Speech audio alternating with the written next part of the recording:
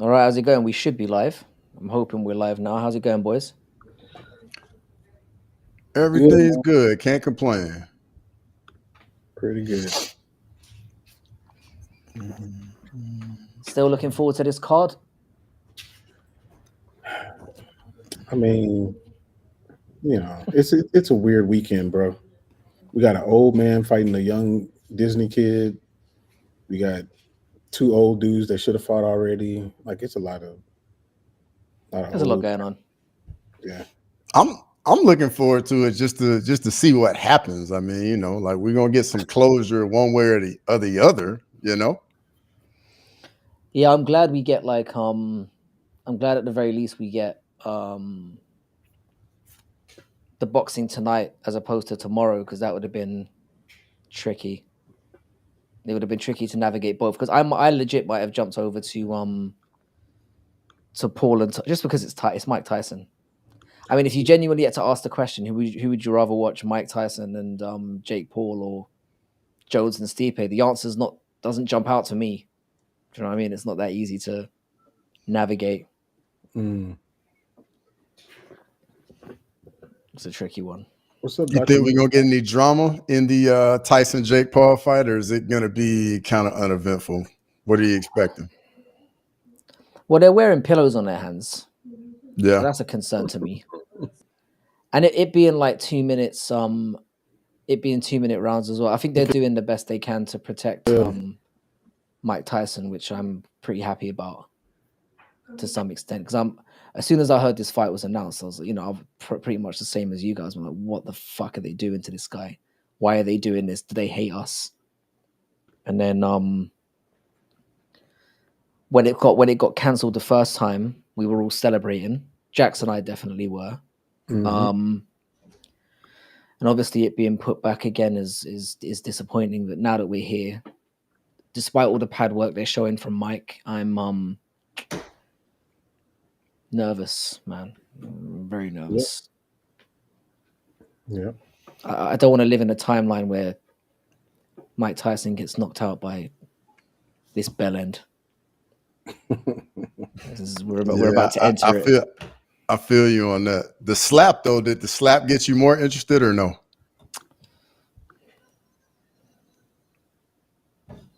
No, no, it didn't really do much for me. I saw that he stepped on the guy's toe. I saw that he stepped on his toe, and it was just kind of an instinctive, like. I don't think this gets any. I mean, it elevates it from like a 1 to a 2, I guess. That's kind of Yeah, where it I'm didn't do at. nothing for me.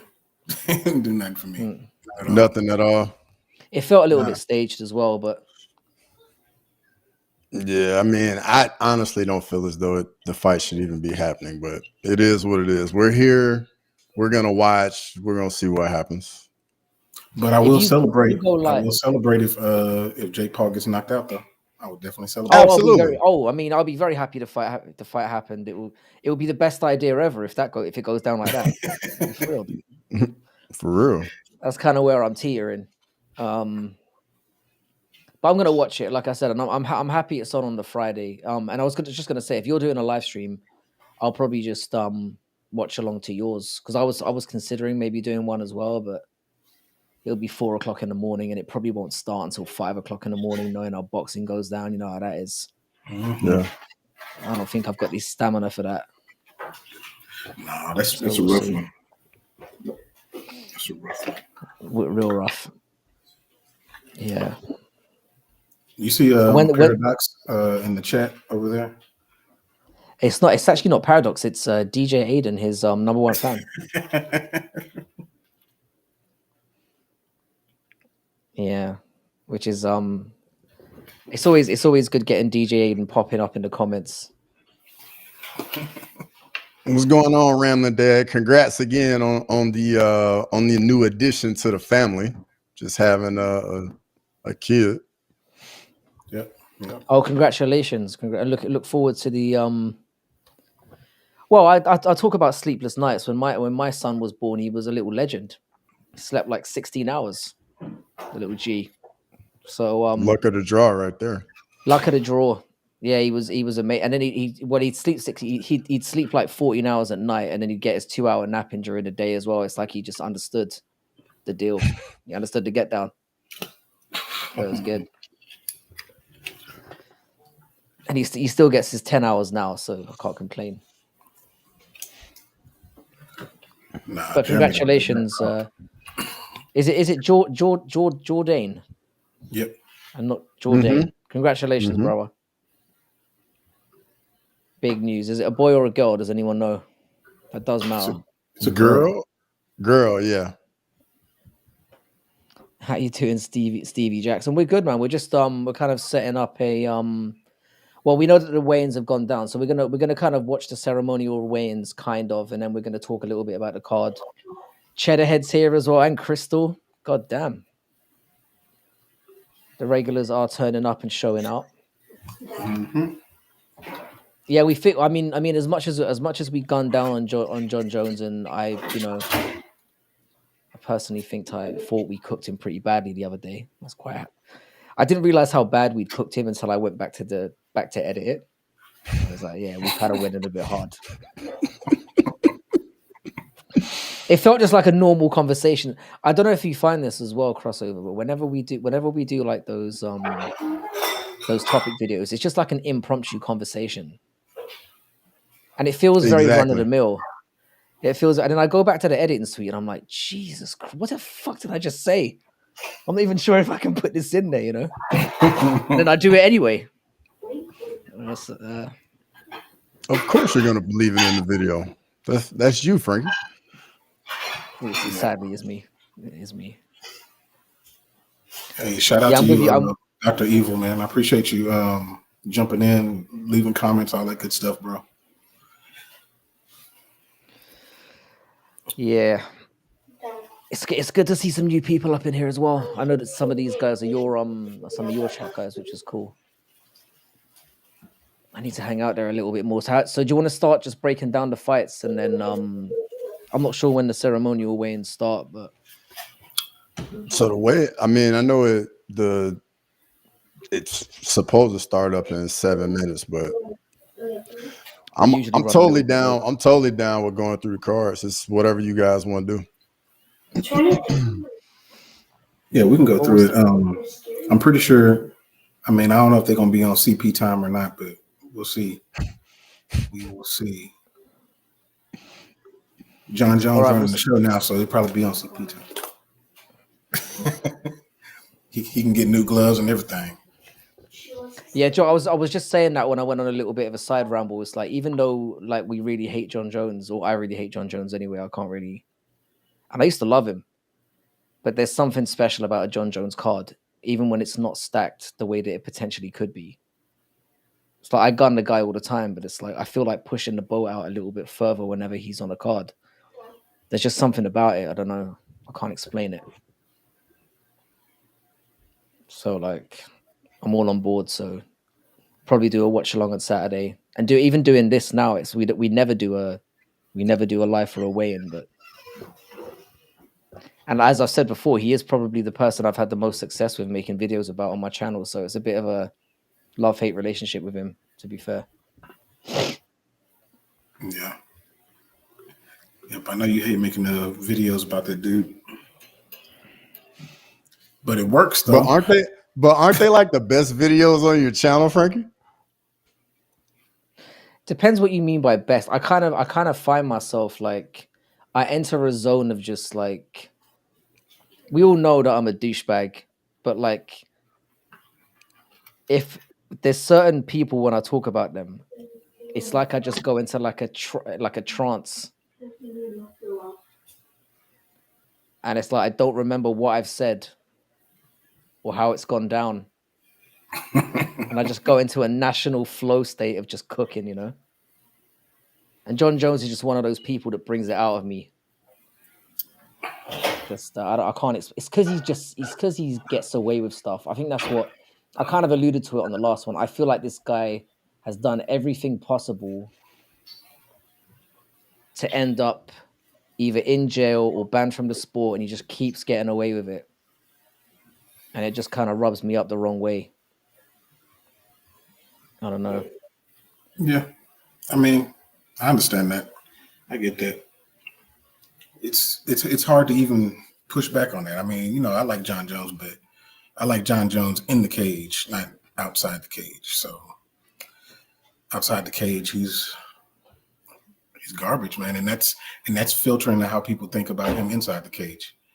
And then everything that's going on with this whole Aspinall thing is just icing on the cake. It's just giving people ammunition to throw stones at him. So I mean, he made this bed at this point. So it's like, how normally, like, if it's somebody that I vibe with, like, I'm like, I'm gonna stick up for you. But like in this case, I'm like, I can't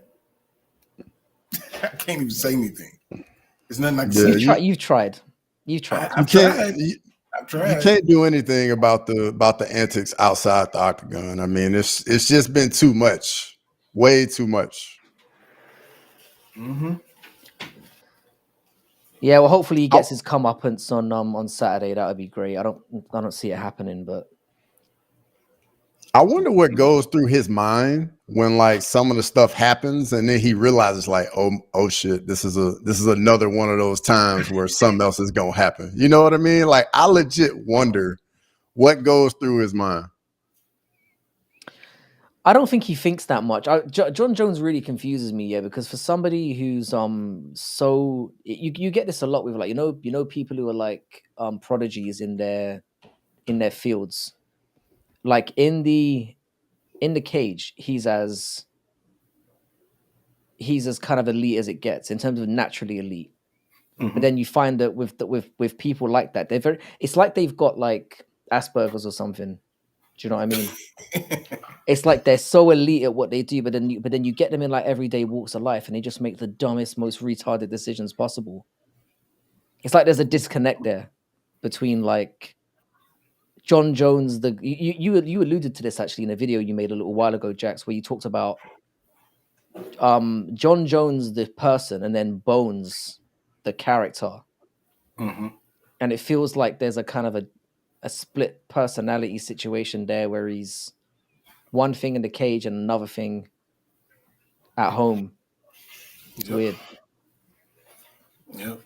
It is. He's like the Rain Man of MMA. Like, he does one thing very, very well, and everything else he just can't get right.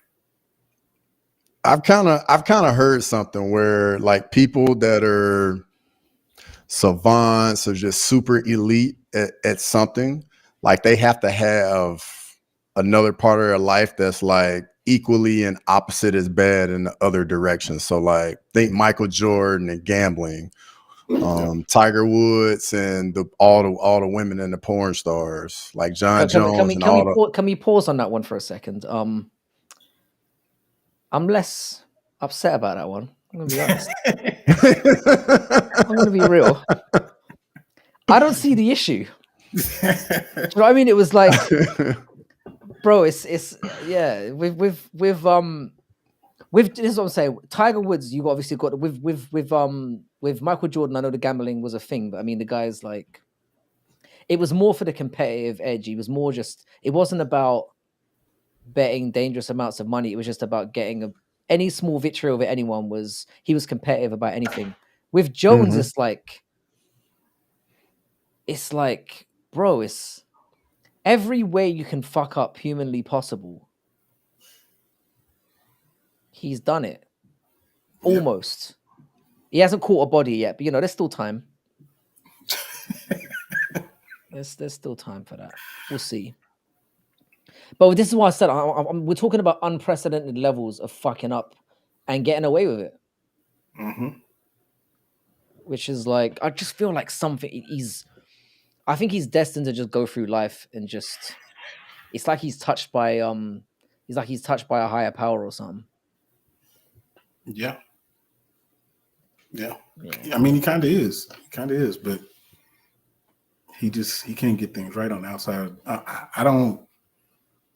I hope things turn around. I've always hoped that things turned around for him. Like, just as a person, just as a person, just be normal. Don't slap people and hit people that are not in the cage, and just don't drive. Don't even drive. Just stay away from driving. Just go home, gather your belts around, and just lay down. That's it. Just do that. If you could just do that, I like this. I like this as a point. Imagine we it's going to be a scary world to live in when with John Jones like post retirement. Because no, I mean, yeah. do you know what I mean? Sure. There's people who are on that we would like to call it the Benoit watch list. I don't like to make like jokes about this kind of thing, but he needs to be given some kind of responsibility somewhere, something important where he's still a valuable member of society. Do you know what I mean? Because as soon as he's got nothing left, I'm concerned about what you might do. Yeah. At least he's in Albuquerque. I mean, having been to Albuquerque, there's not a lot of trouble to get into in Albuquerque, New Mexico. True. He'll find some. I guess he'll find some. Yeah, he'll find a way. Of course he will. He might run into Walter White out there. Yeah. I foresee something like that. Just like because he kind of lives for the juice, doesn't he? A little bit. Yeah. But I like that. I like that as a point for sure. So now that the weigh-ins have actually taken place, I was talking to Crossover about this before. Did anyone actually miss weight? Were there any on-scale issues that anyone's aware of? I didn't see anybody miss. I didn't see anything.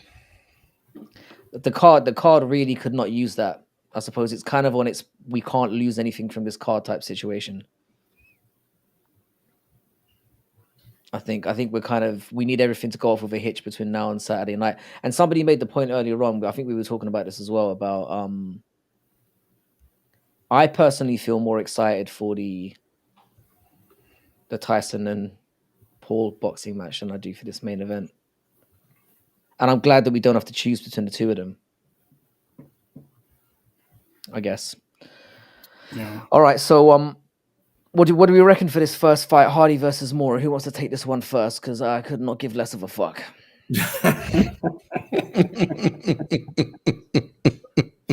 I'll say this. Veronica Hardy, she is, kind of entertaining for, the space that she's in, I suppose. But I feel like her striking it's leveled up since she's kind of been reintroduced into the organization, after that time off or whatnot.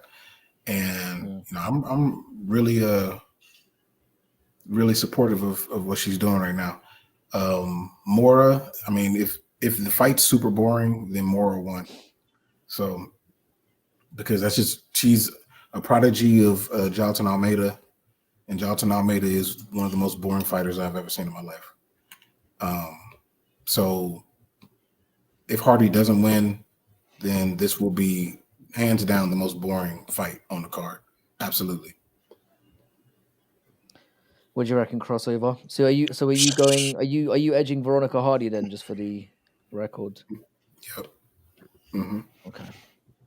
I'm going Veronica Hardy as well, but for me, if Hardy can keep this fight on the feet, I think she cruises to a win. But if Mora gets her down, like, it's gonna be tough because she's pretty heavy on top. But Mora, in my opinion, like, her gas tank is not very good. So if Hardy defends a few takedowns, Mora's pretty much just gonna be taking desperation after desperation shot.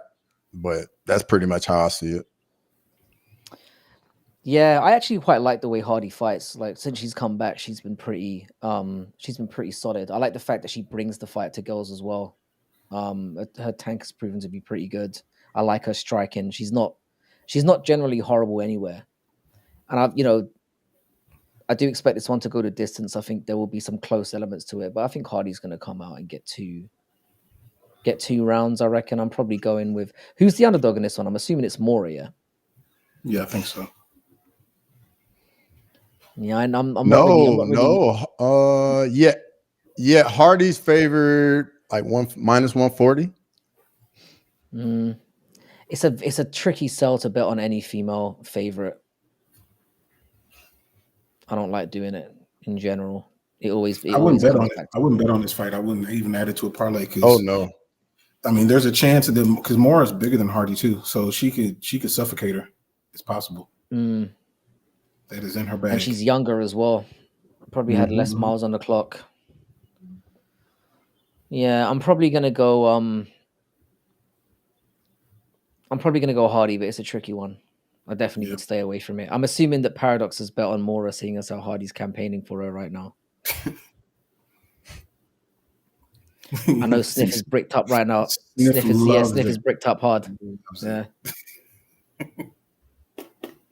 Yeah, I'm gonna edge Veronica. Should we move on then? We got 3 for Hardy. Who's what's next up on the card? I've already forgotten. Hafez versus Elliott. Yep. Okay. This one's slightly more exciting. Yeah. Yeah, who you got crossover in this one? I went with Oban Elliott by decision in this fight.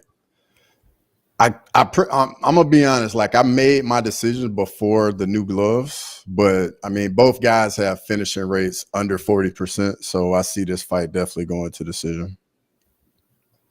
Okay, what do you reckon, Jax? I'm leaning Oban Elliott as well. I think that Basel he ain't shown me nothing since he showed up on short notice against JDM when he fought Mickey Gall. Like, I mean, he won. I guess he won because somebody had to win, but I mean, he looked garbage in that fight.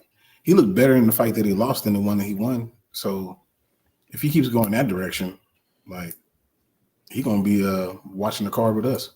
So I think Oban Elliott's gonna especially with these new gloves, I think he might crack him, man.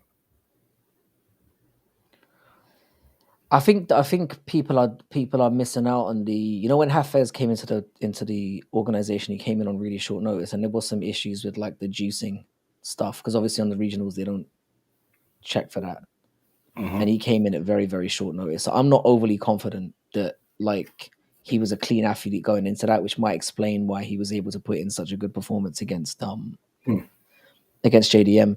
But I think if we get that guy, I think he's gonna. I mean, it was weird as well because it's weird what you say about the Mickey Gall fight because I remember betting on him for that one and he was like minus 400, I think, and he did not look like a minus 400 in that fight. And I thought my parlay was going under the smoke. Did we do a watch along for that? I think we did, yeah.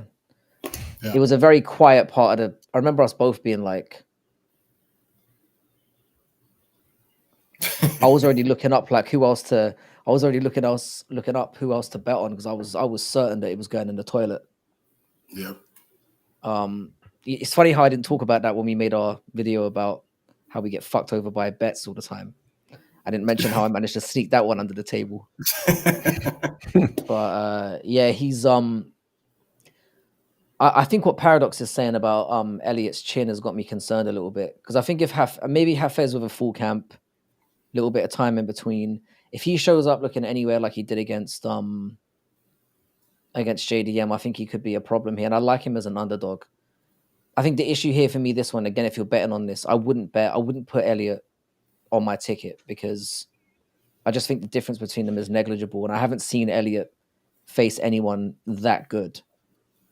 So true.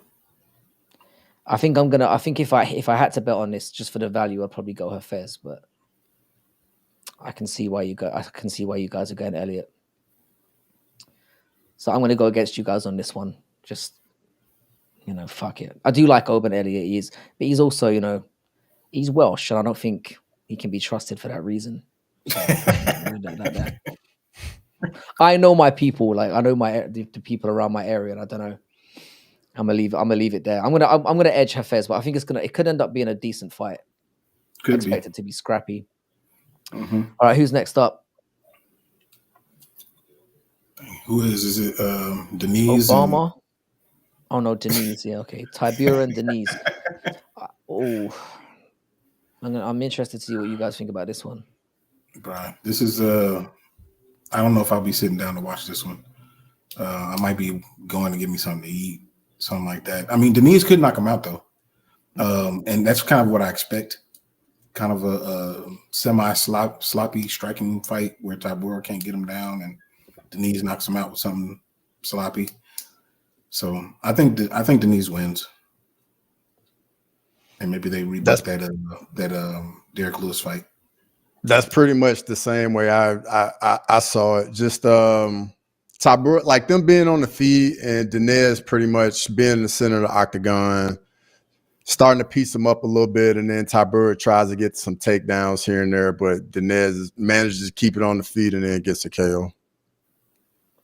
Oh, we did. Yeah, I actually, we'll do Mickey Gall next. I think we needed some separation from Mickey Gall and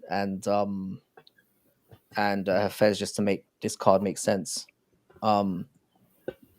Yeah, I actually put I put a bet on for this a couple of weeks ago when the card was first, when the odds first went up, and I put Tybura in my parlay, and I don't know why I did that, because he's old, and I think like he's old and his striking's not great, but I just feel like Denise again hasn't been tested. That's fair. I think that's very fair. I think if it gets past the first round, I think Tybura wins it easily. That's kind of my take on it. I just think that I think Denise he's obviously got decent pot to him. He's very, very young. And he is the obvious guy to, I'm gonna be sweating through that first round. But I think if Tybura can get through it. I was really impressed of how he bounced back against Spivak, who I think is actually very decent. And I think there's a cutoff point at heavyweight, isn't there, where you've got like the top 2 or 3 are in the league of their own.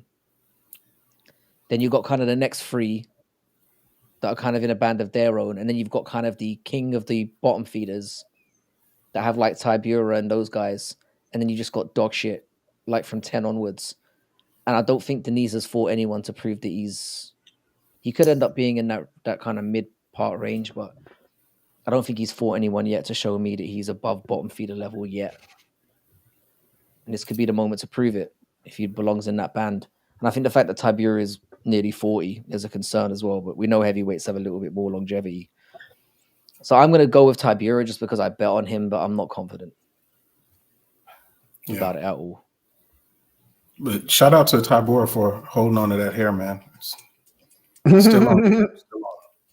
Clinging on. Shout out to both of us, by the way. Shout out to you, bro. You got a fucking man, Tybura, come on home, man. Get you a baldy, brother. Get you a baldy. All right, let's stick Mickey Gall on, seeing as the chat is actually upset about the fact that we skipped him over somehow. Let me see if I can find him on here. We skipped Mickey Gall because he's not a UFC fighter. That's why he got skipped. So this might be to get the snacks refreshments fight right here. It might be a little snacks refreshments block. Maybe you got about 30 minutes. There's a few fights in the middle there that are just yucky. And this is one of them.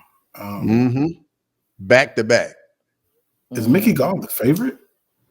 He is, yeah. I think so. Man. Didn't Brahimaj like almost have his ear ripped off? Yeah, or have Griffin. part of his. Yeah. Yep. That would change you, wouldn't it?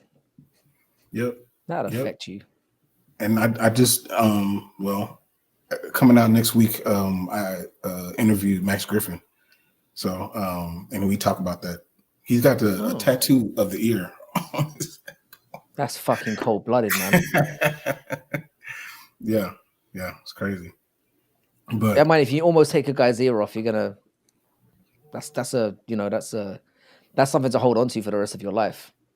Yeah, you know what I mean, pretty much. I don't know, man. I got to go with Ramiz Brahimaj on this one, just on the fact that I don't. You know how sometimes I'll call people regional champions.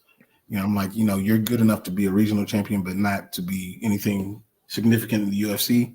I don't even think Mickey Gall's a regional champion. So Brahimaj, if he's supposed to be in the UFC, he has to beat Mickey Gall. Yeah. What do you reckon, crossover? Man, I'm gonna be honest. This fight, bro, it was just tough just to even make a pick for this fight for me. I mean, It's I hard went to pick. Brahmins. It's hard to pick when you don't care, innit? Like legit hard. Yeah, it's a like, little bit of that for sure. But it kind of was like I just flipped the coin and was like, all right. But I went with Ramiz as well. But zero confidence in it. And yeah, like if we get some action, I'll be happy about it. But other than that, I'm not really expecting much here. I don't know what's going on tonight, but you know where this is headed. I'm going for Mickey Gall. Oh no. I thought he was actually quite good against Hafez. He got into a nice, and he's a very, he's very big for the division, and I think Brahimaj is proper dog shit as well. At least like Gall has like put on some decent performances. So I don't know, man. I'm going with Mickey Gall. I mean, I'm not. Again, I'm staying away from this as everyone should. Yeah, I ain't bidding on this. Not bidding Yeah, on I that. saw improvement. I saw improvement. In Hey, this one, so. crossover. There's a question in the chat that I feel you need. Oh to yeah, I see that, brother. I never had the box fade, bro. Like I always had the little low Caesar, like my whole life, pretty much. And then So when it was time to come home. Speaking as the only white person in the room here, what the fuck is a box fade? Don't just casually drop that in there and then move on. Do you know what I mean? I'm like, I'm trying to see how to explain it. It's like where you get it faded, and then up here it's a little more hair, but it's flat up top. Oh, I can. So I've just googled it. I got you. I know what that is. I got yeah. You. I can pull it up if you need me to. Matter of fact, he referenced Juwan Howard specifically. Juwan Howard's box fade was legendary. Mm-hmm.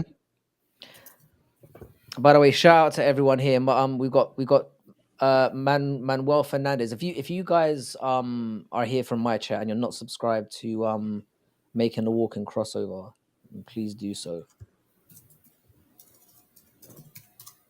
Just thought I'd throw that in there while the boys have turned up. All right, so now that we've established, sorry, go on. I was like, he looked like Juwan has gone on the internet and got everybody to delete all of his box fade pictures. It's not on the internet anymore. It's all gone. Is it that bad? It wasn't bad, but it's dated. Old school. Old school. Mm-hmm. I don't really see that I don't really see that out and about anymore, which is why I was unfamiliar with what you meant. Nope. I think we call it something different in the UK. And I don't know what it is either, before you ask. So far we've completely. So I've got Gall in this one. You've got Brahimaj in both. I'm sorry, you both got Brahimaj. So that will tell everyone stay the fuck away from this one again. Yeah, zero confidence in this fight. I have a feeling it's going to be relatively fun though. I just have a feeling it will be scrappy. All right, so next up is it Onama? I didn't even know this fight was on here. When was it? It just got announced because he was supposed to fight Lucas Almeida, and then Lucas Almeida pulled out short notice, and then they got this guy making his debut, Roberto Romero. What do we reckon? Onama should piece him up. I think Onama is really good, and I don't think that Romero is going to be able to just walk in on short notice and take care of him. Romero looked like he looked like that dude off of Hamilton, but anyway, yeah, I think he gets destroyed in this one. Yeah, I'm going Onama. Go ahead. Well. No, sorry. No, go ahead. Yeah. I'm going Onama KO first round. Like I think this will be one-way traffic. I don't even know who the fuck this Romero guy is. I'll be real, and I'm judging by the hairline. I'm just gonna go over Onama. Yeah, he's got like the semicircle up front. Clearly can't be trusted. It's like I don't know where this guy's come from, and I've just looked at the odds. Onama being a minus 1,000 scares me. Whoa, because he's like he's not that good. So this guy must be dog shit. If he's coming in as minus 1,000. I didn't know it was that bad. Yeah, that's what I'm seeing. He's making his debut 8-3-1. Yeah, that's not good.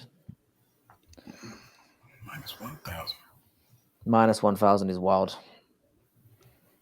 Do you know, I'm actually going to pull the card up instead of just guessing my way through this, because this could be a long night. Jim Miller and Damon Jackson are next. This one's actually kind of interesting. Yeah. I'm going to go with Damon Jackson. I wonder why.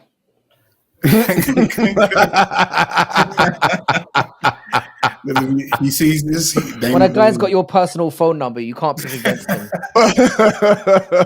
For real. Yeah. Nah.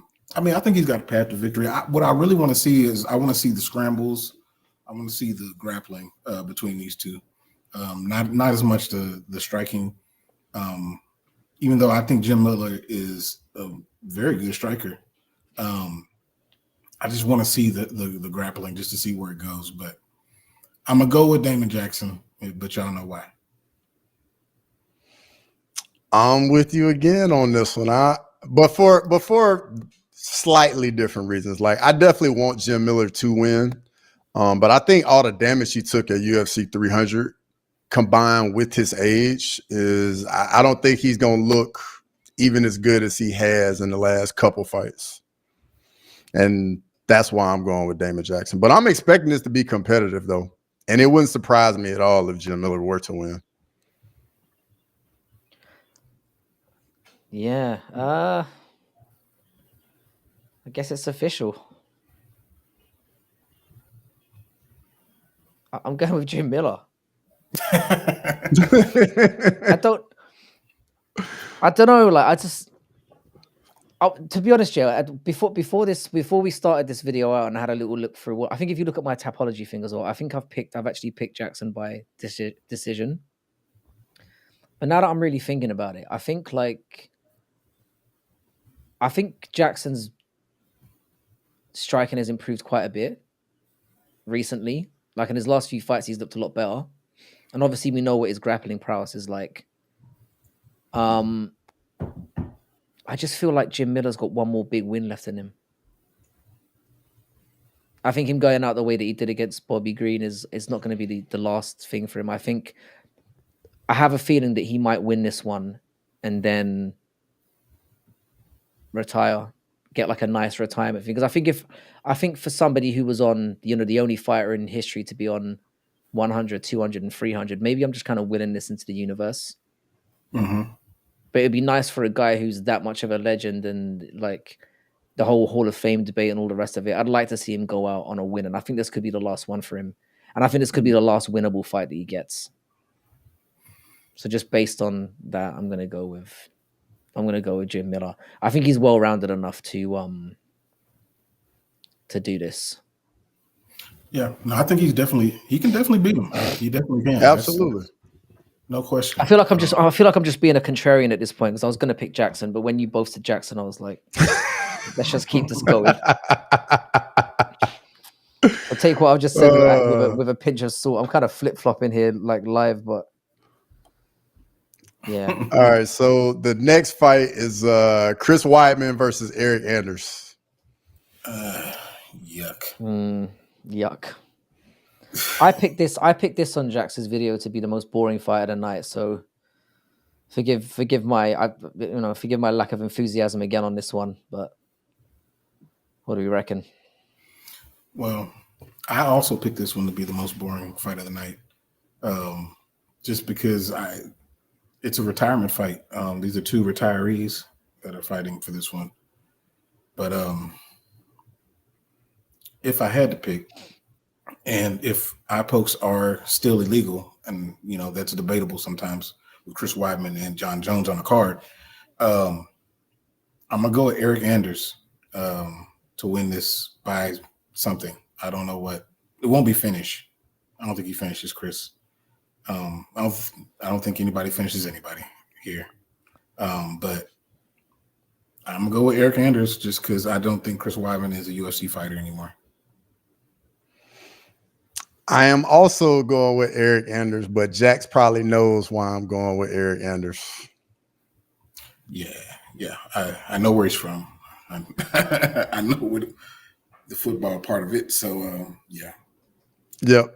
that makes total sense. Yeah, I'm not doing this on purpose. I swear to God. Yeah, I'm going for Chris Weidman. The You thing going the with thing is, yeah, like pig leg I Wyman, think huh? I think Chris Weidman's gonna win. I mean, I know I kind of agree with what a lot of people were saying about. I know that he cheated really badly in the last fight. Um, against Bruno Silva, but he was winning without the eye pokes. I felt like he was dusting him up pretty well. And I know Bruno Silva's a little bit hit and miss, but I don't really see anything in Anders' game that really impresses me. He really struggles when he gets pinned against the cage. Really struggles to break from that situation. His grappling is okay, and he does have some pop in his strikes. But Chris Weidman has fought at the highest level, and I think he has better fundamentals than Anders does. They're both old. They're both kind of at they're they're on their way out. But I don't see anything in Anders where I think, how's he going to finish this fight?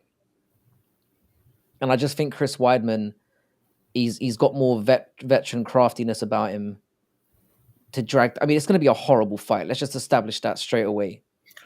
This is going to Yep. be dog shit. But Mhm.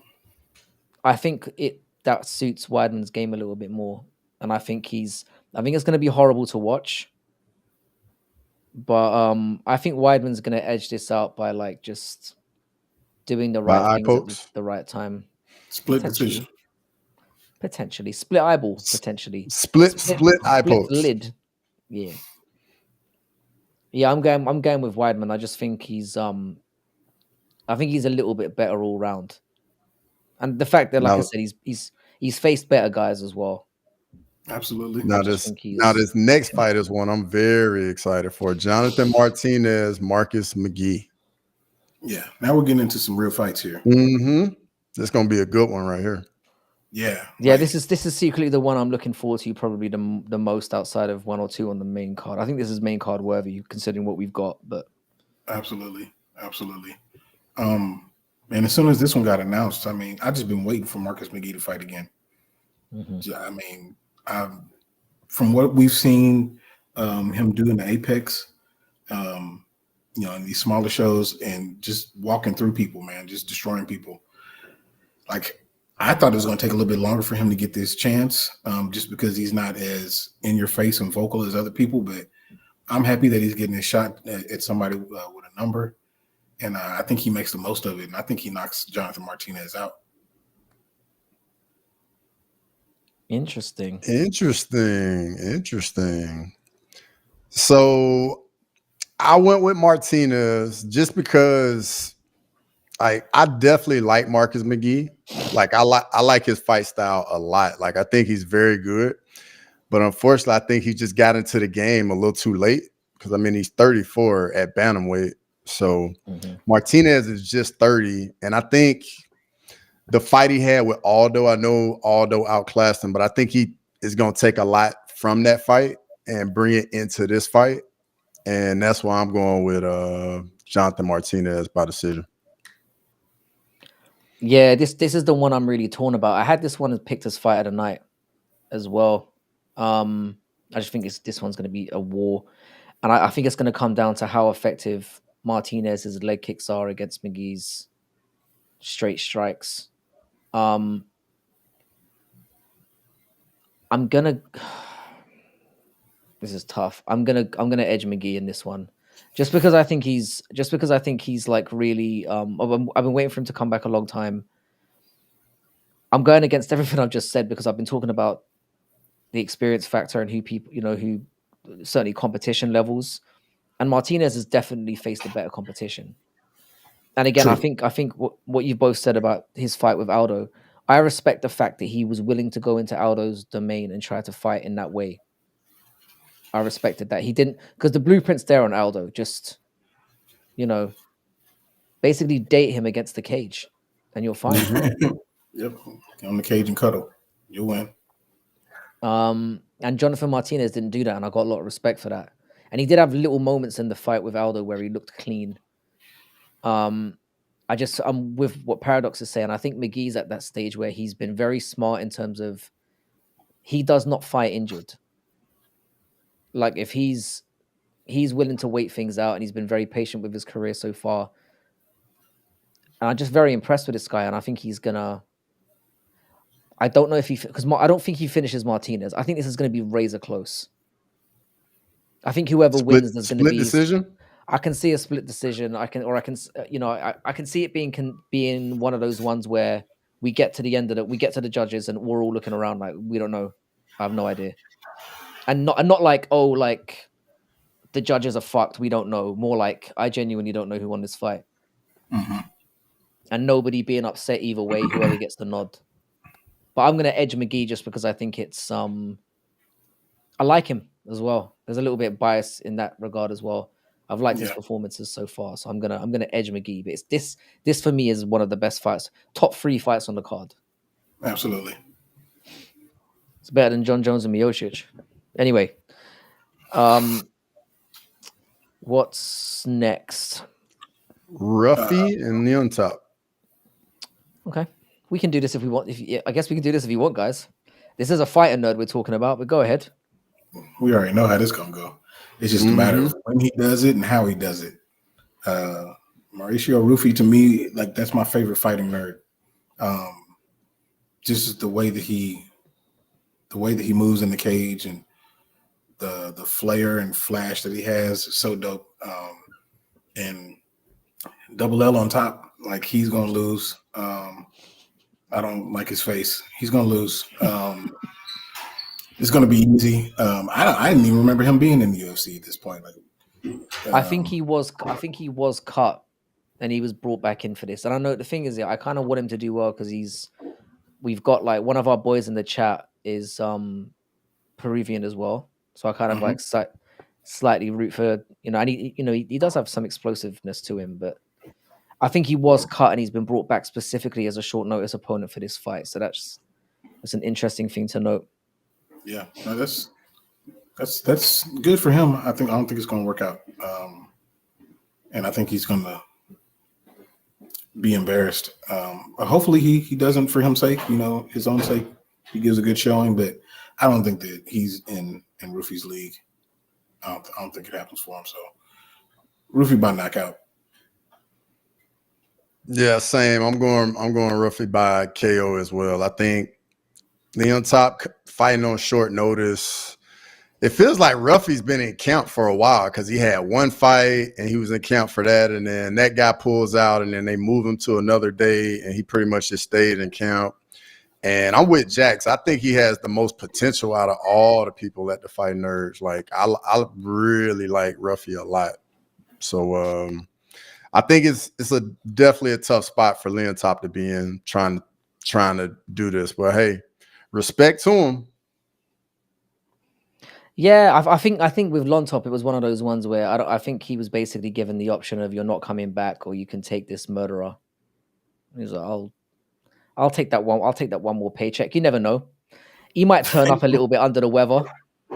He might slip on a banana skin in there. We never know. You take the opportunities you're given, I guess. Yeah, this is going to be brutal. In terms of my favorite fighting nerds, again, I'm not doing this to be a contrarian. Like I'm probably highest on Gene Silver. There's just something I really like about the guy. But it's a preference thing, This should be brutal. I think they've elevated him to the main card for a good reason. I think he's going to show out, and I think the fighting nerds are on a crest right now. They've clearly booked this to make that gym give them even more of a boost. And I think this one's going to be quick. And I think the odds reflect that. I think, again, though, Lontop does have some power. I wouldn't be betting on this at minus 800, as good as Rufy is. Like, I think in any MMA fight, when you've got two guys in there that can shut the lights out, I wouldn't be betting. I wouldn't even be parlay fluffing Rufy in there at minus 800, as good as he is. But he should win pretty comfortably. He should. Yeah, so I'm going to go with Rufy. I think I'm with you guys. I'm going with first round murder. 187. 187 piece. All right. So what's next up? Vivian Araujo versus Karine Silva. Okay. I actually don't think this fight is that bad either. I've got a few opinions about this one. What do we Yeah, that reckon, was boys? interesting too when you said when you mentioned that you were excited about this one. I was very surprised. You thought I But was going to pick it as most boring fight of the night, but that must have been very disappointing. I'm it getting less was. predictable in my old age. It's the dementia setting in. Yeah, it was a curveball. I wasn't ready for that one. But I mean, you know how high I am on Karina Silva and Natalia Silva. Almost anybody named Silva. Pretty much. That's a good base for MMA. But I do think that Araujo is very good in a lot of different areas.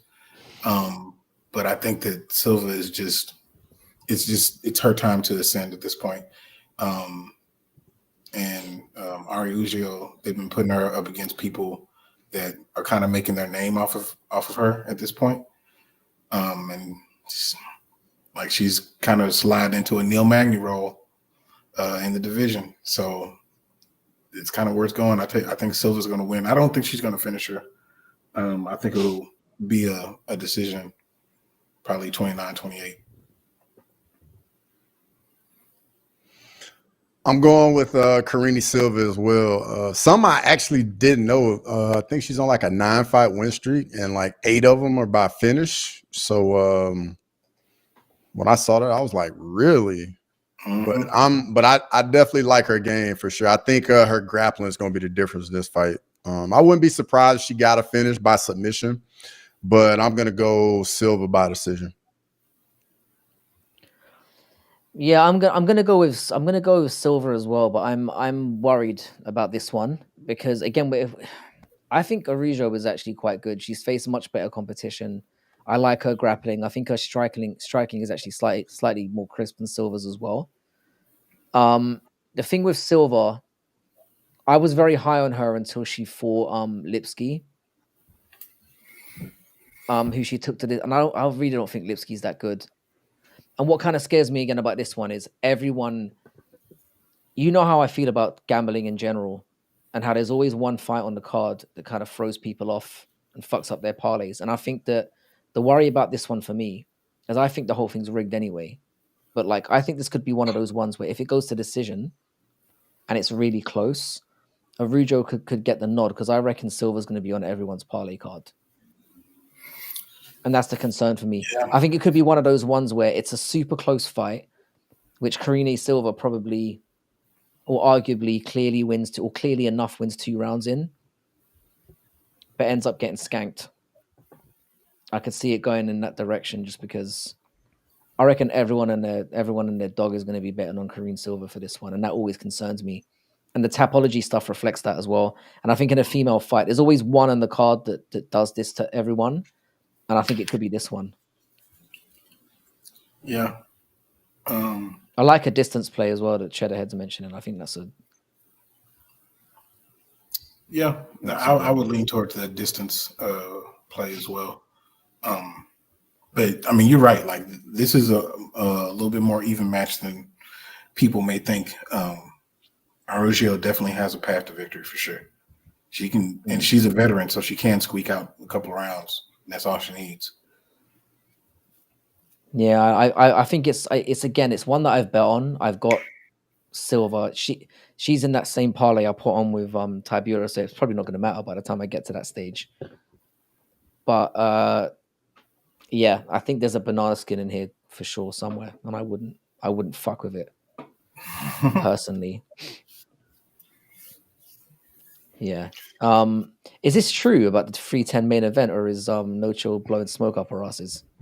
I haven't seen anything about it. I just went on Twitter. That ain't true. That can't be true. Ain't no way. That can't be true. Yeah. If it is true, this is great for Shavkat. My God, if he ends up drawing this, I can't see Kobe getting that fight though. After having how many title shots would it be now? 4? 3. Well, 3 too many. 3 for sure. Yeah. Like 3, yeah, but still, like after his last fight, Because I mean, he got Yeah. 50-45 by Leon. Which Yeah, looks that even he worse looked now. awful. He looked so bad in that fight. No, Kobe shouldn't. Kobe doesn't deserve that fight. Kobe pretty much doesn't deserve to fight somebody in the top 5 at this point. I think he needs to be fighting far, far down if he fights again. I have no faith in him doing anything in the UFC. Period. He might as well retire. To be honest. Yeah. It would be interesting. A lot of credit. I mean, it wipes away the whole like he's not any narrative out there that he's been ducking fights would be eliminated instantly if he took the Shavkat fight. It would be. Because I mean, if you're a ducker, you're not ducking Ian Gary over Shavkat 100%. Maybe Colby's being honest in that he's mainly looking for fights that are like scary on paper and draw on paper. Could end up being the narrative that's actually true. He might not be talking complete shit. Yeah. Yeah. The next it's an interesting fight. one, though. Sorry, Oh what's my next bad. up? I was just gonna say next fight we got Bo Nickel versus Paul Craig.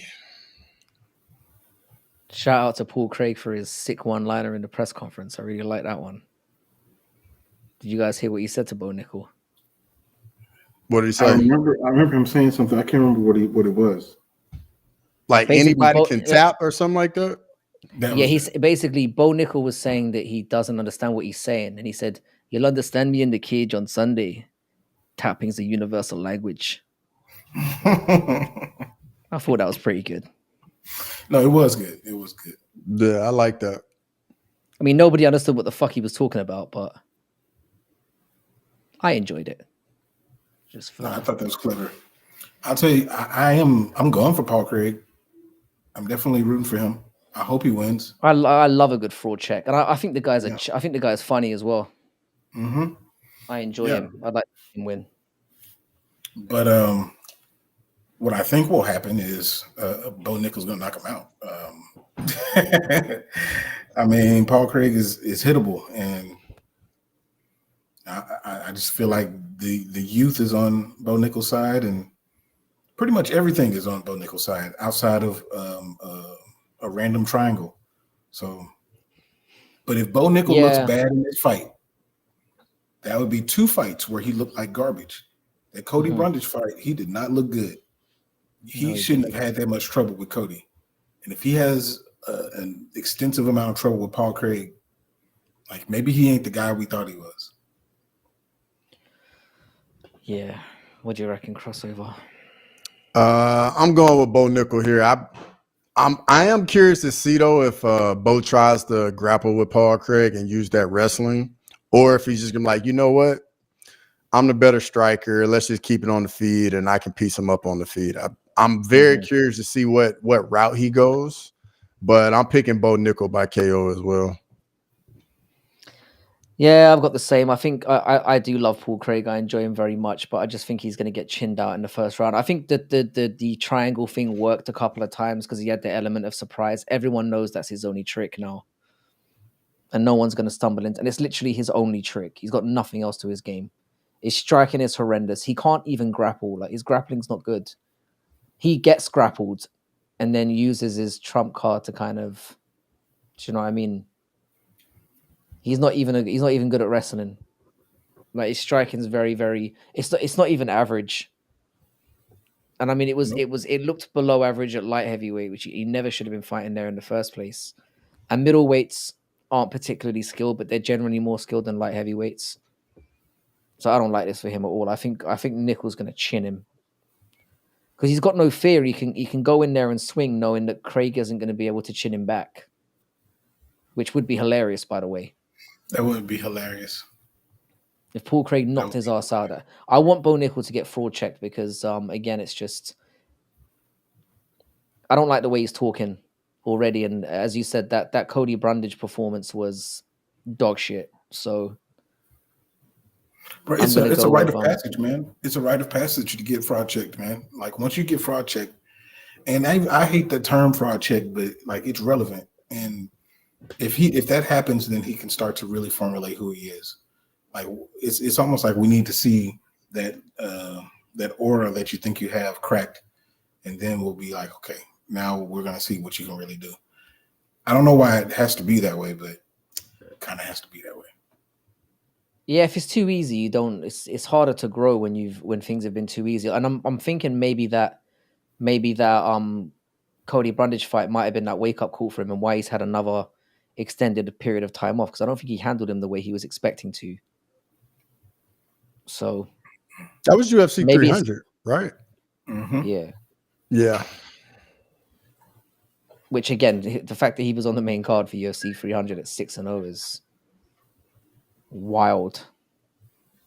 But whatever. Next And he ended fight, up we kind of sneaking it got out. Charles Oliveira versus Michael Chandler 2. This one's gonna be fun. Yeah. It'll be fun. It'll be fun for sure. As much as I rag on Chandler all the time, he's never been in a boring fight in the UFC. So we do have that. And Oliveira is who he is. Can't believe he's still ranked number 7 though. That's fucking mental. But anyway, what do you reckon, boys? I feel like this kind of goes the same way the last one went. Like I feel like I do think that Chandler's going to be a little bit more strategic, as long as his mind can hold him into being strategic. But then that little animal Wolverine instinct is going to kick in, and he's just going to start doing Michael Chandler things and being retarded. And so, and when that happens, Charles is going to be right there to pounce on him and club and sub. I see it going the same way the first fight did as well. I think the first fight, Chandler's gonna have a little bit of that nervous energy just because he hadn't been in there in a while. But at some point, once everything starts flying, man, Michael Chandler's gonna be Michael Chandler. He's just gonna go wild, try and get into a brawl, and try and knock you out, or he gets knocked out, and then he's gonna get rocked at some point. And I like Oliveira just a little bit better in the chaos when it's all when everything's flying around. Next thing you know, they end up on the ground or something. And yeah, I'm going Oliveira by submission this fight. Yeah, I'm kind of worried about this one, mostly because whenever we see fighters rematch, and especially when the rematch isn't really that justified, it's very rare to see somebody go 2-0 against somebody, because there's that element of like, I've beat this guy before, and part of how you feel in your mind is like, oh, I'll just go out there and beat him again.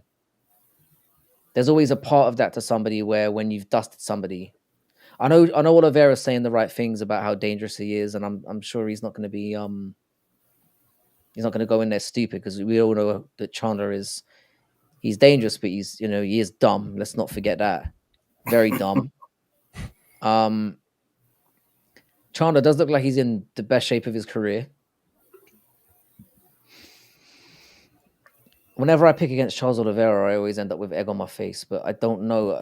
This is one of those ones where I was very clearly picking Oliveira when this whole thing was announced, and but the closer we get to it, Chandler did have a moment where he nearly cleaned him out in that first fight, where he nearly had him beat. And the worrying thing is to me with that, I do think Oliveira's going to win. I think he's got more ways to win. I think he's much better on the feet than people give him credit for. A very dangerous striker.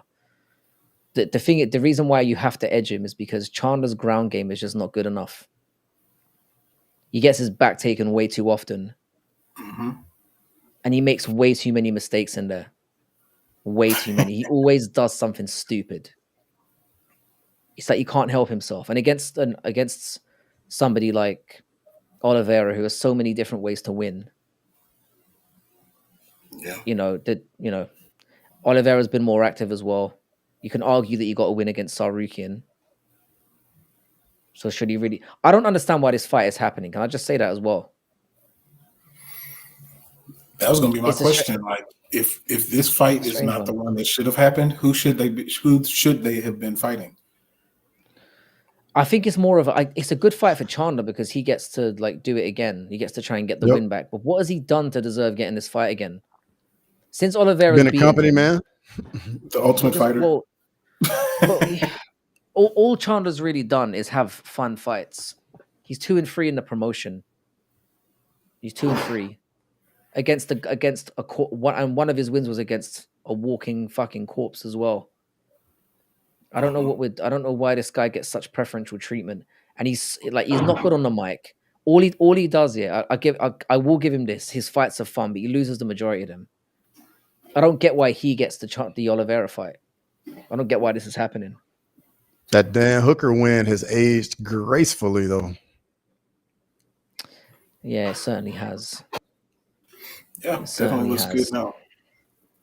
And we were talking about me and CJ. We were talking about Michael Chandler when we were watching the weigh-ins, and we were listening to him, and everything that he says, it either begins or ends in a cliche. Like he's he has a awful. cliche for everything. And so, like, we started calling him Michael Fortune Cookie Chandler because everything he said, it seemed like he just read it out of a fortune cookie. I can't stand him. That "see you at the top" thing. Every time I see it, I just want to, like I said, I think I said this on your video. I feel like stabbing myself through the eardrum. I can't stand this. He's so cringy and so annoying. He must be like, his whole story pisses me off. Stalking his wife for 2 years and sending her relentless emails until she went out with him. That shit is creepy, bro. It is stalker, yeah, that's true. It's creepy. I just find him to be he gives me NPC vibes. Where like there's a few phrases, catchphrases just pumped into his fucking peanut-sized brain. Yep. And then he just regurgitates this shit every so often. Mm-hmm. He is fun though, I guess. Fortune cookie, yeah. I hope he gets fucking embarrassed and that we never see him again. Or not even that we never see him again. But what worries me about this more than anything, he's higher in the rankings than he deserves to be. He's been camping on that ranking spot for ages. If he beats Charles Oliveira, he's gonna grab the mic and he's gonna call out Islam Makhachev, and he might get it. That's my concern. He will get it. Knowing the favoritism he gets, and the UFC are like, oh, we can give more legacy to Makhachev as well. It's a little layup for him. It will be fun. For some reason, they love this guy. If he beats Charles Oliveira in convincing fashion, he'll be next in line, and it'll be another free win for Makhachev. I don't like anything about it. Whereas Oliveira, like I said, we talked about this multiple times, that the run he had as champion is arguably the most exciting run that any champion's ever had. When he was in there, you felt danger on both sides, whoever he was fighting. And he'd always managed to pull it out of the bag. So, yeah, I really hope that little goblin gets slept viciously in the first round. Is this a number one contender fight? I'd assume they've been told that. They never come out and say... Go ahead. Yeah, well, they're Sarukian. They're Sarukian, but he doesn't have the name value, so he could very much get pushed aside. Nah, I think the Sarukian fight, that's in stone. That's 100% happening, and then whoever wins this fights the winner of that. I think that's given how much Makhachev fights, though, we wouldn't see that. We wouldn't see the winner of this fight getting it. I don't want to see either of them fighting Makhachev. Is the point? Because we've seen how easy a fight Charles Oliveira was for Makhachev. I mean, he barely broke a sweat out there, and I definitely don't want to see Chandler get it. I don't know. We've got this fight. It should be fun for what it is, but I don't know. I mean, the division is kind of murky, man, because, and I hate to say it, but it is because of Gaethje, Poirier, Oliveira, those three clouding up the top five. Well, I mean, when they fight the up and comers, they beat them. That's the issue. That's the problem. It's murky, man. It's real murky. Yeah, you can't. I guess you can't really begrudge them for that. They're same. The reason why I'm more angry with like Gaethje and Poirier is because they tend to they beat somebody way down the rankings and then they fight each other again. Mm-hmm. And then it's like fucking like it's like, you know what I mean? They're fighting the same guys. It's like that's why I have an issue with it. But yeah, hopefully Oliveira wins, and you know, I don't think we see either of them. I think the thing is if Chandler wins, he could disrupt the Sarukian thing. I genuinely think he could. I The actually Sarukian did think get banned. Chandler Islam would actually be exciting. I would definitely pick Islam in the fight, but I definitely think it would be exciting for sure. Well, it would force Chandler to actually wrestle, Yep. which would be interesting. I He think does have that power. Chandler has a shot. He got a shot in that fight, though. He does have a shot, and it is because of how reckless he is. Mm-hmm. That is what will give him a shot. Yeah, I wouldn't hate seeing it. It's just I just think the fact that he's been off for so long and he's been rank camping for so long as well kind of annoys me. And he's just, like I said, he's just very annoying to listen to. Like him spouting "see you at the top" constantly, which I think is the worst catchphrase ever created. If he ends up at the top, I'll just be physically ill. If he actually pulls it off, I don't want it to come to fruition for him. You know, all this like virtue signaling bullshit, and then he actually pulls it off. It would really annoy me. Him showing us his vision board and all that. I don't think I could handle that. Hey, put that comment that Manuel Fernandez put, the last one that he put. That's interesting. Because you might be right. Because he hates Chandler so much. That's a good point. Especially if Chandler gets the win, everyone's going to be licking their chops. Mm-hmm. Because Makhachev looks like he could be champion for as long as he feels like. Hypothetical. Right, so if Chandler were to win, who would you want his first defense to be against? See, this is the problem, isn't it? It's like it would be Poirier, wouldn't it? It would be fucking Poirier again. This is what you guys are up to. This is what all this scumbaggery is about. Too. It could be Gaethje too. Remember the Chandler Gaethje fight was amazing.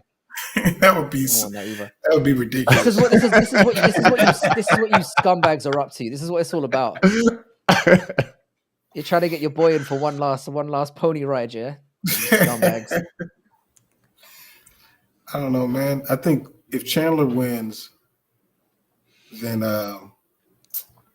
man, you can't give it to. If you look down the rankings, like it would have to be. It almost has to be somebody new.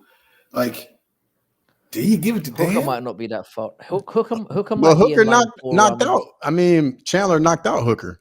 I know. But, I mean, that was a long time ago. So I mean, I could see them doing Hooker and McGregor as a possible if McGregor ever comes back, which I'm still not.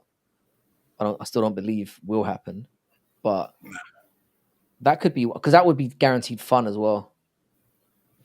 So I don't know. Mm-hmm. It's weird, man. It's all that whole division's fucked. Yeah, I think you just don't know. You don't know how things would shake out. You'd have to wait to see who rises to the top because there's a lot of people in the division coming off of losses. Because if that were the case, then Charles would be off of a loss. Gaethje would be coming off of a loss. Poirier off of a loss. off of a loss. Mm-hmm. Yeah. It's all a clusterfuck, but I'm all here for it. I mean, at least it's something to talk about, I guess. Yeah. All right, boys, let's talk about it. Let's get to it. The main event. The so-called main event. The corporate main event. John Jones against Stipe Miocic. I'm going to stick with my original pick. I think John gets it done, despite everything that's going on, and the duck duck goose stuff. I think that John Jones is the greatest of all time, and I think that he shows it in this fight by being strategic. It may not be exciting. He may not Cyril Gane, but I mean, I think this is just tailor-made for him to win it. He's fighting an old retired firefighter. Like, come on. A retired firefighter. Wow. I'm right there with making the walk. I'm going John Jones as well. I think the time off for Stipe at that age is going to be too much. I think John Jones is going to have a very good game plan. I think with him being a little lighter, we're going to see some more kicks, and I don't think Stipe deals with the kicks too well. And then once Stipe gets comfortable on the feet, then that's when I think John Jones is going to be in the clinch, trying to get the takedowns. And then I think John Jones just needs one takedown, just one. Whenever it happens over 25 minutes, I think that's all he'll need. And then he can get in position, ground and pound with those elbows, and y'all know how nasty he is with those. Yeah, Yep. it's really hard to pick. How are you? How are you going? Are you going by finish then? I assume. Yeah, but I'm going submission actually. Okay, it's not a bad shout. I think this is going to go 5. I don't know why I'm feeling that way. I think part of it is like, um, I know Jones dispatched have gone like really really easily, but he looked like a sloppy mess until he took him down. And I think that Miocic in the stand up is if Miocic can land a few and get his respect, it might make Jones reluctant to shoot in as often. I do think you're right. I do think a takedown is going to be very very important in this fight. I just don't know if I don't know. I think Jones is expecting to breeze through him. I think is the issue. I think that's why he's taking this fight. And I think all the talk about Tom is going to be distracting him a little bit as well. Whether he wants to admit it or not, I think he's got Tom in the back of his mind. I think Miocic is a lot better than people are giving him credit for. He knows this is probably going to be his last fight. So I think Miocic is going to surprise some people. I do think Jones is going to get the win by decision, but I reckon it's going to be another contentious one. That's what I'm going with. I think it's going to be one of those ones where both of them get 2 clear rounds each, and then we get like a fifth round. It might not necessarily be round 5, but we get a round where it's a swing round and we don't know who's got it. And it naturally, when John Jones gets given the win, people are going to be fucking furious. So I'm going with that. I think Stipe is going to surprise some people. Maybe I'm again, it's just this pushing this out into the universe type thing and wishing for it. Because everything about it says, John Jones with the eye poking and the teeps, especially those leg teeps, are just horrible. John Jones is willing to do whatever it takes to damage and hurt his opponent, especially with the injuries and the age that Miocic is carrying. Those teeps could be very, very dangerous. But I think he's tough. He knows that this is his last hurrah, so to speak. Maybe the time outside the cage might do well for him because it can go both ways, and it's not like either of them have been particularly active. So I'm gonna go for Jones to win by decision, but I reckon it's gonna be I reckon it's gonna be a good fight as well. I think it's gonna be a lot more better and it's gonna be a lot better and more competitive than people think, and I think it's gonna force Jones into thinking that maybe he needs to fuck off now, because if he struggles his way through Miocic, the prospect of fighting Tom Aspinall is going to be even more scary, and even the thought of fighting Alex Pereira is going to be terrifying as well. So I'm going with that. I'm going with a Jones decision win. Jax, you think this is going to be competitive, or is it a masterclass by John? I think it'll be competitive initially until John figures out what he wants to do. And then once he figures it out, then it will no longer be competitive. And it's not, I don't think that Stipe is bad by any means. I think that Stipe is a legit heavyweight champion, an all-time great in that division. But he just happens to be facing somebody who's just a step above, who's a little bit younger. And even with John Jones's inactivity, he's still more active than him. So I just feel like it's just wrong place, wrong time. If they would have met up at a different time in their careers, different conversation. I think it would have been a lot closer fight. But Unfortunately for Stipe, we are where we are, and age is real, man. And I've seen him punching, and it ain't there no more, bro. Um, but that being said, he can knock him out. The way that he knocked out Fabricio Verdun going backwards lets you know, like he's got power at any point. So it's definitely possible, and him being submitted is going to be very difficult. He knows what he's doing on the ground. He's not to John's level, but he's never been submitted. So he's got the tools to win. I just don't think he finds them in time. So I mean, it starts here and it just starts going downhill for him. Gotcha. Yeah, I don't know. Another thing that needs to be considered as well is like, what the fuck has John Jones been doing during the off time? Bear in mind, he's 37 years old now, nearly 38. Yeah. He's probably been drinking a lot more. You know where he gets away with it when he's younger in his career? I know Stipe's old, but I don't think he's been playing like that. I think he's known he's going to be fighting John Jones for a while as well. Same way, it's like a constant focus on that. He seems to me to be the more focused individual in his professional life. I think that has to be taken into consideration as well. I know everything is pointing towards Jones fucking steamrolling through him, but I sense I just get a feeling it's going to be tougher than people are expecting. In the same way as when Miocic fought Ngannou the first time. What is Jones weighing, by the way? I think it was like 230, 233. So he's 15 pounds lighter than he was in the gunfight. Mm-hmm. And I think he's 15 pounds light. I think he's 15 pounds lighter than Miocic on the night as well. I think Stipe was like 240, like the mid 240s, if I remember correctly. Yeah, and you assume because they're both fighting at heavyweight, they're not weight cutting, either of them.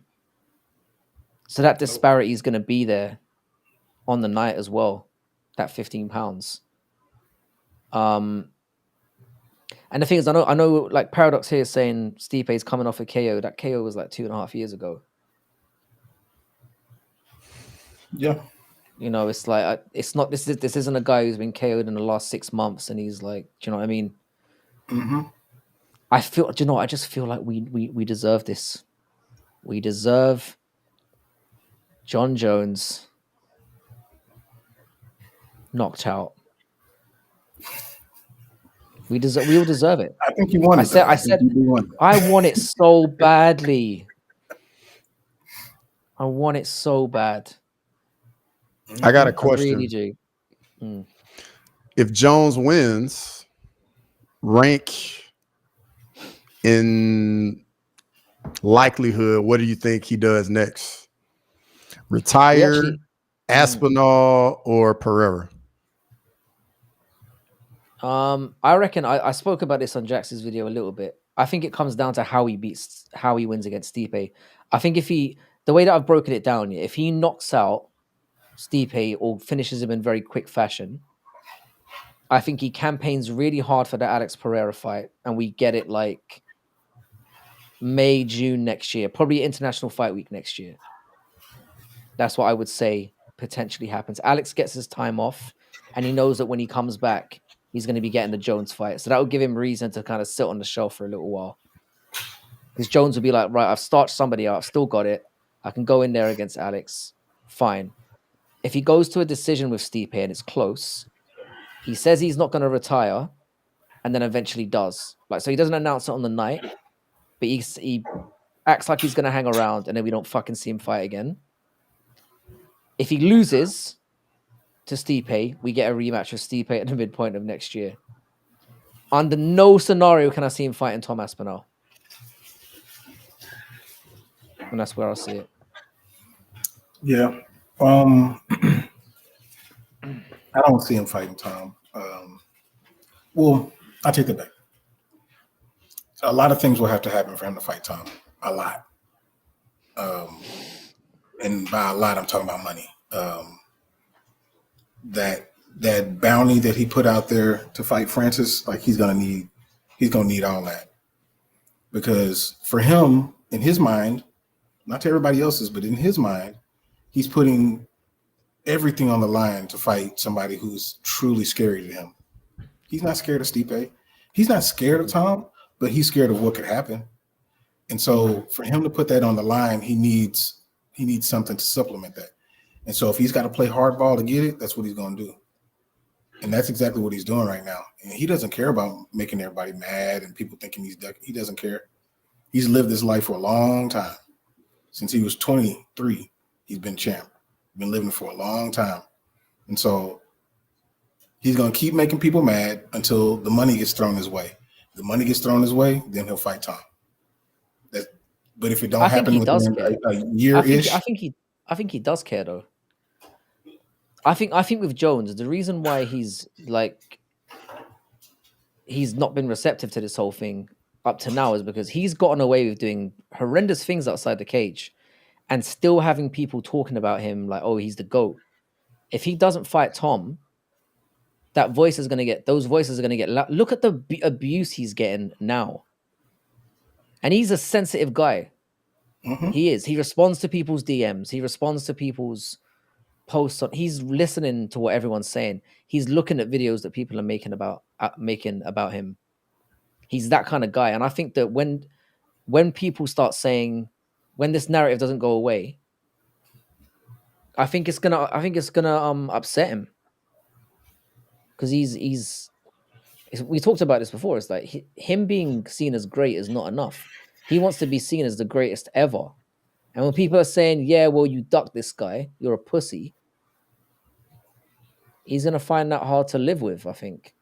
And it's what people were saying at the beginning of the stream. It's like, when this guy goes into retirement, people are going to rightfully this ain't going to end for him. No, it's not going to end. Look at the mass trolling that's going on right now. Like, I was watching a Guru video the other day where he was talking about when they did the UFC weigh-ins, and they just had the whole fucking live stream was just getting blown away with just duck emojis for the entire thing, and they were just mass banning people. The whole chat was just spamming ducks. You got people making videos. This ain't gonna go away, and I don't think this is about money. I mean, if Jones is thinking, all right, maybe some people are, fishing on that narrative a little bit. Maybe he's looking for extra pay. I think it would take upwards of $30 million for Jones to reconsider this. And I don't think the UFC are going to give him that. Yeah, that was 30 million was the figure that I was thinking. 30 million. They're not going to give him that. No, I don't think so. No way. I don't think so. Now, if Tom was a bigger presence outside of us and the people who are in this chat, then I think that they would consider it. But I don't know that they think that they'll get their money's worth if they give John 30 million to fight Tom.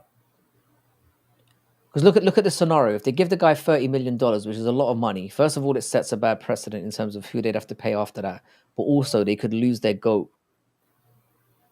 They could be paying out $30 million to lose their Michael Jordan. They're not going to do that. No, I don't see it either. John Jones has been saying consistently for 18 months, I'm not fighting Tom Aspinall. He's been saying it for 18 months. I don't know why there's any belief on anyone's side that this was ever going to happen.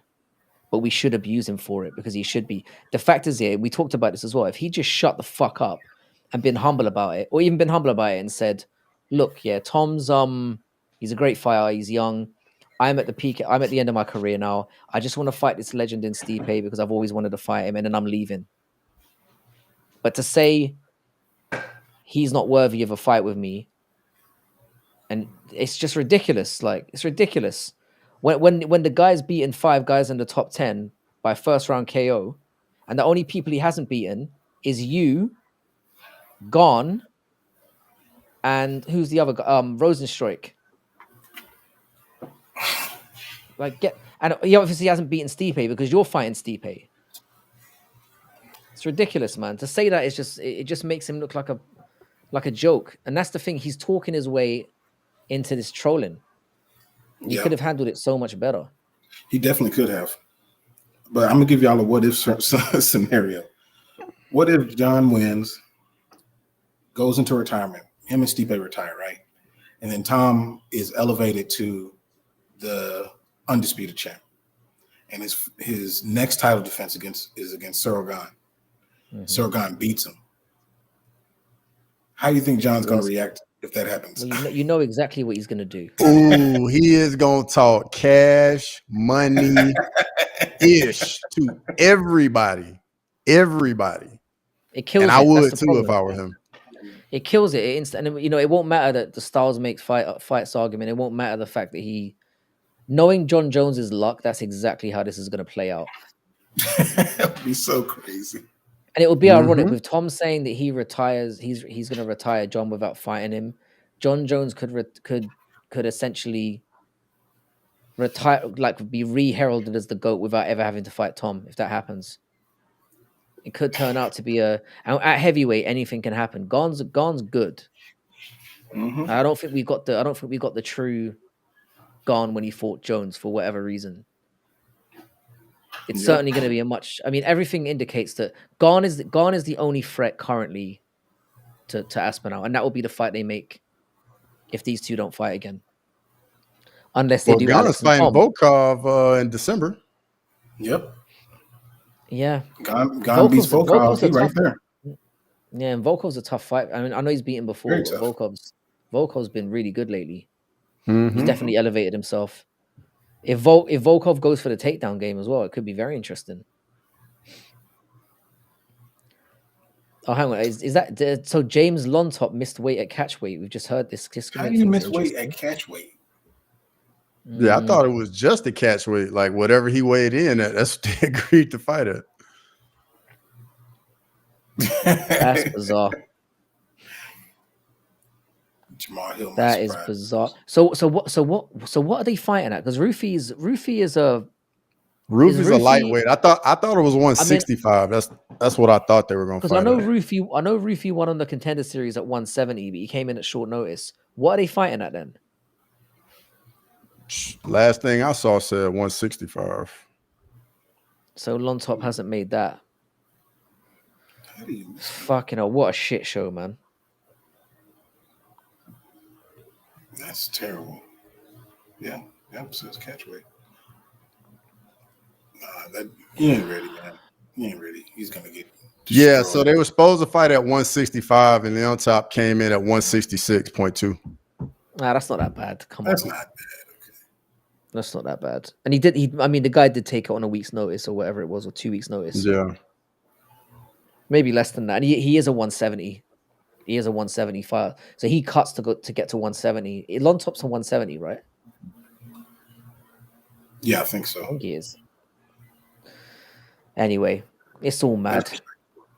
By the way, as much as I've been dunking on this card, and I have been, I think we're going to get some bangers in here.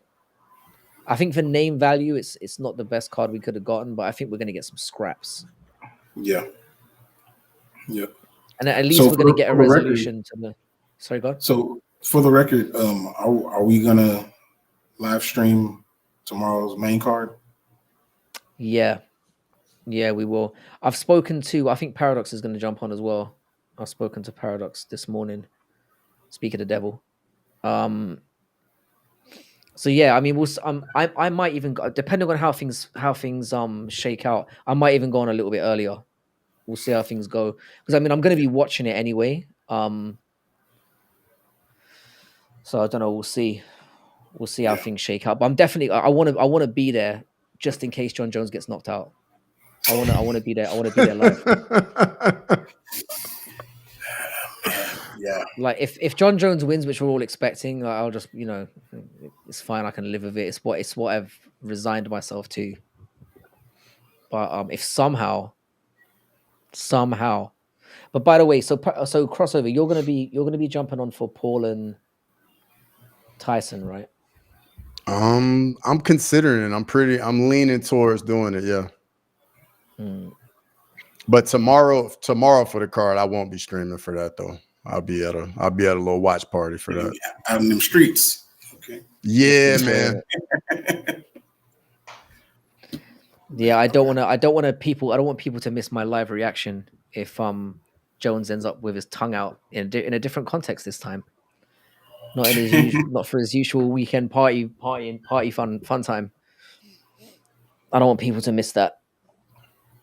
I think it would be. And again, the Jones cards do have something special about them. They just do. Whenever he fights, it's an occasion. So I'm inclined to roll with this one. See how it goes. For sure. But yeah, I want to thank everyone who's turned up for this live stream. We appreciate it. It's not really something that we usually do, but for those people that, and it was it says we've got 70 people here on all collective channels and on X, which is great numbers. So just a reminder to everyone to subscribe to all the people here, subscribe to Making the Walk, subscribe to Crossover MMA. How you did, Smelly? It's good to see you here as well. My eyes are not blue, by the way. I just want to clarify this. I don't know. I just want to put that out there. But no, I really appreciate having all you guys here and everyone who turned up. Make sure you're subscribing to everyone who's on board, and hopefully you will do the Paul and Tyson things. I think I might be able to get a couple of hours sleeping, and then this is another one that I have to watch live. Yep, have to.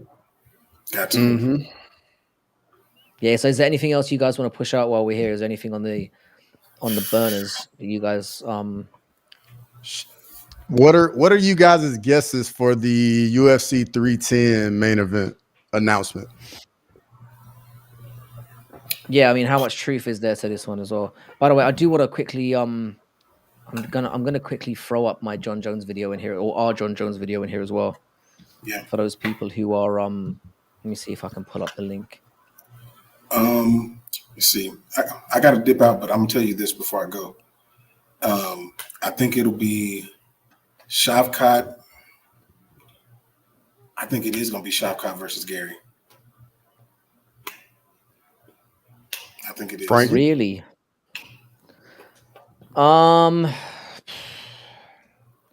Isn't Gary supposed to be fighting Buckley in December in Tampa? Yeah. So who do you reckon is going to be on 310? You reckon? Yeah. Was that what you? Or is it 311? No, that's 310. That's 310. They still haven't announced the main event. So Jax was saying that Gary's going to slide into that spot. Gary's not going to fight Shavkat. I reckon he knows how that goes. I think we all know how that goes. We all know how that goes. I think the Buckley fight's better for him. I think he's going to do it. It wouldn't. I mean, who wants to go in there and get murdered by Shavkat is the question. Jeff Neal will do it. JDM. If JDM's healthy, that's the one that I would rather see. Yeah, I mean, I'd love to see Shavkat and JDM is the one we really want. I don't think he's going to be healthy though. I think we see JDM in February. They're going back to Australia, right? Yeah. Yeah, they just announced that. Yep. I think he'll be there. He loves fighting. He loves fighting in Perth, so I think it would be that. That's the fight we obviously want to see, but I don't think we'll get it. It's too good. Volk's probably gonna be on the main event of the Australia card. Volk might be fighting Shavkat. Yeah, you never know. It's funny you mentioned that. I was just thinking the same thing. It wouldn't surprise me if he stuck his name in if he stuck his hat in the ring as well. He's a savage. Bro, it's funny always seeing somebody pulling out on fights, and then you see on Twitter stepping in on short notice, Alexander Volkanovski running to the octagon. I know it hasn't been enough. I don't think Shavkat versus Colby is that wild. I don't think Shavkat will take it at this short. I don't think Colby will take it at this short notice. But it could be something that has been talked about for a while. I honestly think it will be Usman. I think it will be Shavkat and Usman. He can get ready. I know that was his thing. Is he didn't want to do a short notice because he didn't think he would be ready. But if he's ready, then that makes kind of sense. And I don't think Usman necessarily deserves it. But if you look at the Hamzat fight, the Hamzat loss looks even better now. Yeah.